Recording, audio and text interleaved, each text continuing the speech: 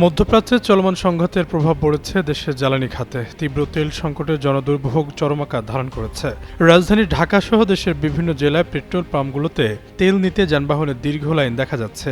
ঘণ্টার পর ঘণ্টা অপেক্ষা করেও তেল না পেয়ে ক্ষোভ ও হতাশা প্রকাশ করছেন সাধারণ মানুষ থেকে শুরু করে বিভিন্ন পর্যায়ের বিশিষ্টজন। এ নিয়ে অসন্তোষ জানিয়েছেন জাতীয় নাগরিক পার্টির মুখ্য সমন্বয়কারী নাসিরুদ্দিন পাটোয়ারিও। সোমবার নিজের ভেরিফাইড ফেসবুক আইডিতে দেওয়া স্ট্যাটাসে তিনি তেল না পাওয়ার আক্ষেপের কথা জানান।